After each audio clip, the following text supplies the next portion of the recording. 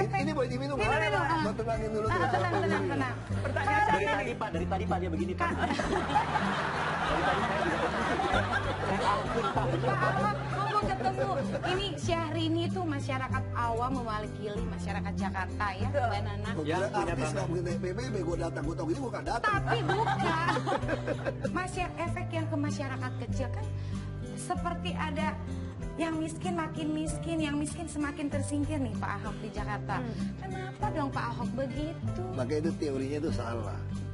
Sebetulnya sederhana soal PBB itu. Kenapa tinggi sekali loh lonjakannya? Dia namanya keadilan itu.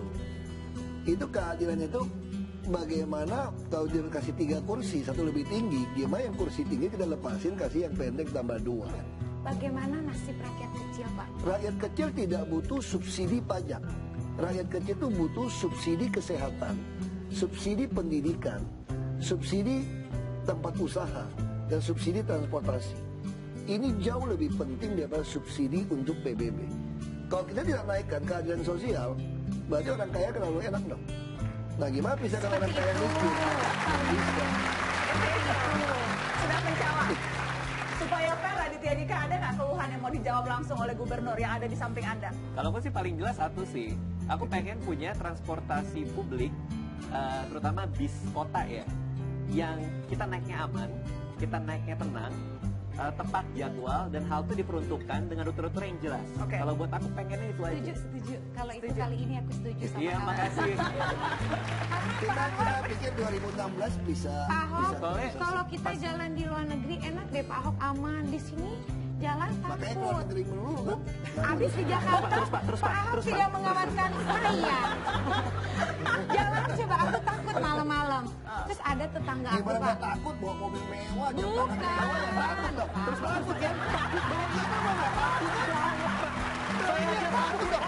Permasalahan aja itu ya apa? Saya juga takut. Aku deh Pak Ahok, jangan contoh aku. Ibu juga takut. Iya, Takut. Pak. Kalau Ini kita mah nggak masyarakat. takut, kita jangan Takut semua, Pak. Iya. Takut. Aku takut dijambe deh Pak. Akhirnya dapat teman juga. Puas. Masih lama Gimana, kan? Pak Ahok? Bisa dijawab? Ya kita pada tahun ini kita ada membentuk PT Transportasi Jakarta. Oke. Nah kita hire yang profesional. Kita harapkan tahun ini sama tahun depan bus kita bisa penuhin. Bisa tiap 10 menit ada bus. Nah kalau sekarang koridor 1 udah sangat baik. Cuma saya nggak puas, koridor 1 kan agak elit. Makanya tahun ini saya mau beli yang Scania. Jadi bus nomor 1 di dunia. Yang suspensinya pun independen. Nah, kalau kita bicara Pak Ahok, ini pertanyaan penutup, tapi kita harus tunjukkan nih pemirsa, karena kalau kita bicara trendsetter, para pencuri perhatian, Pak Ahok itu kerap mencuri perhatian lewat YouTube. Kita lihat beberapa YouTube Pak Ahok yang mencuri perhatian publik berikut ini.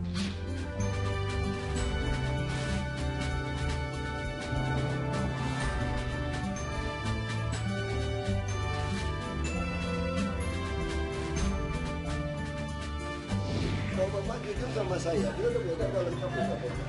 Kalau Bapak jujur, saya masih pertimbangkan hukumannya lebih ringan. Kalau tidak, semua yang dari sini saya pecat sebagai PNS. Silakan gugat saya.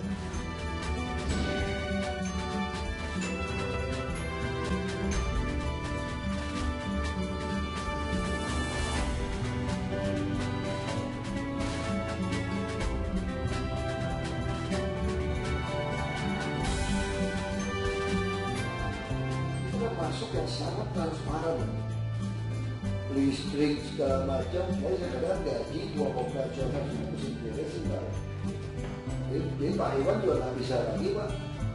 Permainan pajak oknum di bawah itu nggak bisa Pak. Jadi itu langsung stafkan aja. Jadi kalau anggaran tahun ini, tahun depan butuh alat berapa, bikin tidak boleh lagi ada sewa pihak ketiga, nggak ada lagi diceritain.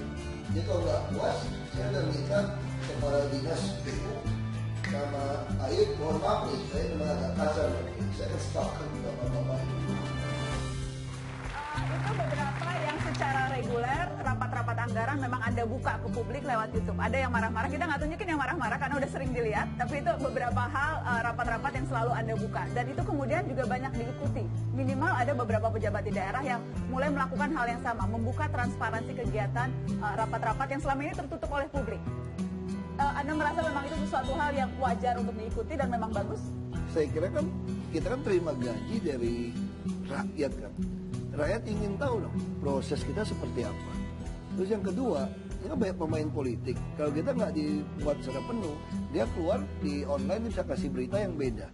Jadi orang lihat itu secara menyeluruh, orang ngerti kenapa saya harus begitu marah atau begitu tegas. Kan nggak lucu kan, misalnya contoh. Masa sewa mobil di DKI habis 461 miliar 1 tahun? Sewa mobil apa? Pasti malsu-malsuin kwitansi. Ya kan?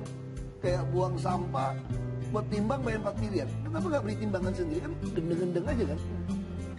Jadi itu lucu aja gitu loh. Nah kita udah paksain kayak begitu.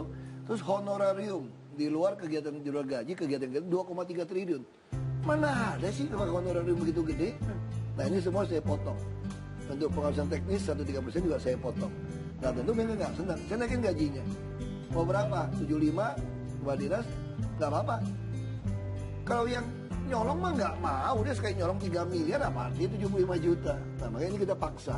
Terus saya paksa mereka harus laporin hartanya sampai eselon 4. Saya kerjasama dengan KPK, dengan LHKPN, masuk ICW. Kita amatin nih gaya hidupnya gimana.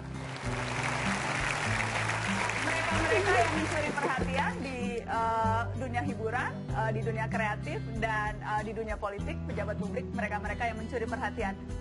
Ada saran tidak Mbak Amel, konsultan branding, apa yang harus mereka lakukan untuk tetap menjadi yang terdepan, tetap menjadi trendsetter?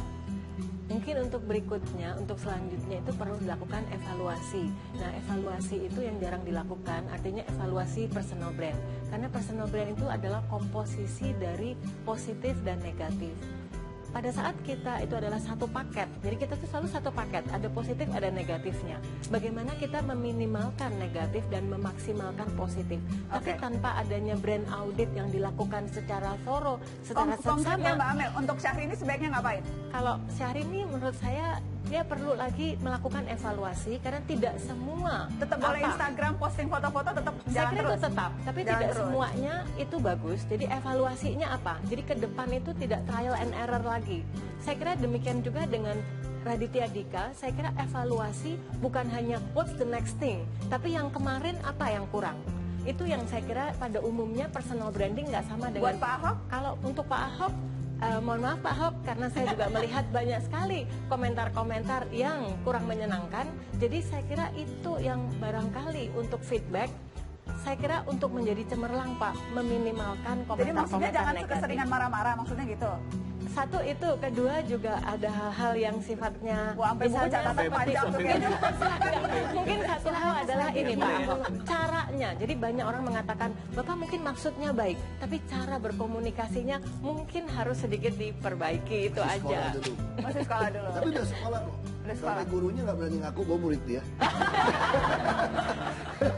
Tapi yang jelas kalau untuk pejabat publik, pembuktiannya nanti pada pemilu berikutnya. Iya. Jadi kita tunggu, dan untuk yang lain-lain kita juga tunggu langkah-langkah dan juga karya-karya berikutnya dari Syahrini, dari Raditya Dika, dan juga dari Pak Ahok, pembuktiannya seperti apa. Tadi di awal kita sudah selfie, kurang lebih 30 menit yang lalu. Sudah boleh kita lihat nggak berapa banyak? Kalau kami bikin girl band namanya apa ya? Beauty and the Beast. Kamu yang The Powerpuff Girls, The Meringis, Cabe Star, Ulala Bum Bum. Wow, Princess Syahrini.